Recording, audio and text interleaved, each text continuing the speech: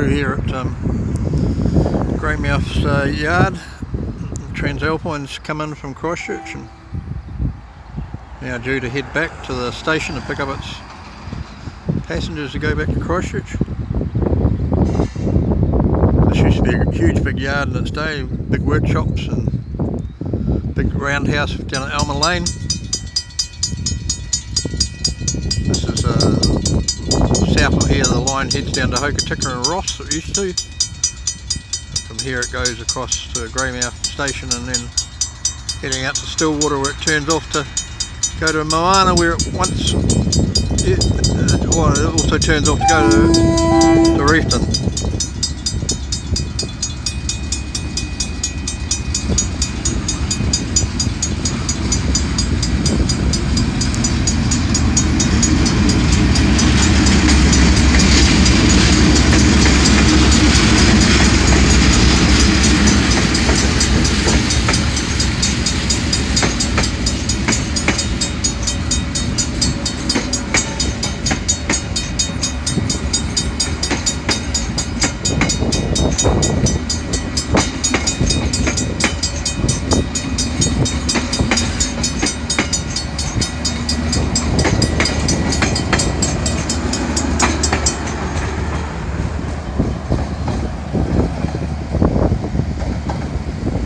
That's the Alpine. It's a set of carriages built up, guards van and that, built up by Hillside Workshops in New Zealand, which was Kiwi Rail's workshop in Dunedin.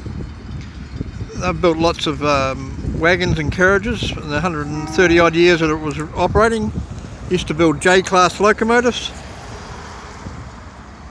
These carriages were built in New Zealand and top class passenger carriages, but this present national government, the same ones that's stuffing up Solid Energy, also stuffed up Kiwi Rail on their Hillside workshops and many other workshops, and have now closed down the capacity at Hillside of manufacturing carriages and railway wagons.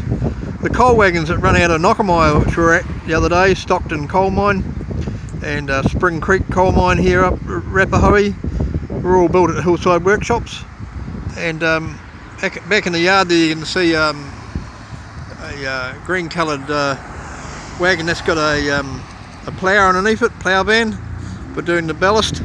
Way in the distance in the old passenger carriage shed is a couple of the ballast wagons built by Hillside Workshops also. This present government seems to think that we're incapable. I'm an engineer by trade, and across the road from where I'm standing is what was dispatch engineering, where I came to after I finished my apprenticeship at Skillings in Rangiora. Lee's Industries took us over when I was there about halfway through my apprenticeship. Huge forklift manufacturer. Dispatch was once, when I was there, a huge manufacturer of pressure cylinders, high pressure cylinders, large ones. I can remember us building pressure vessels 6 foot in diameter. You'd walk inside them and we had a submerged arc welder, and we had big pressings that used to come from up north. We used to weld in domed end cylinders, and we used to make domed ends of ourselves up to about 4 foot in diameter.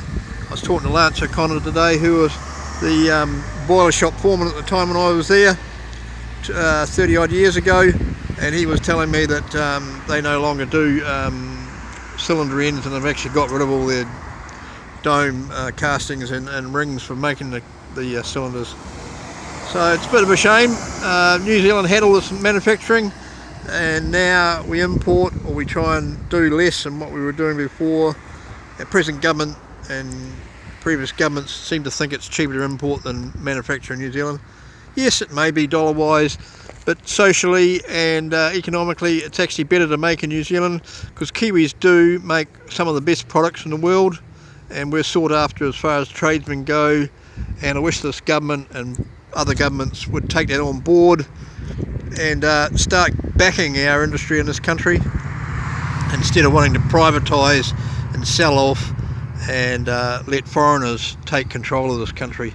So we've got an election coming up next year. I hope Kiwis get behind my drive to try and drive a government that's actually unified, instead of either National or Labour, with a few in-betweens in between it, which seem to hold the power and stop us from going ahead. We need a better country than what we've got, and we certainly got all the resources here. So I look forward to catching you again on my trip around the west coast. Sure.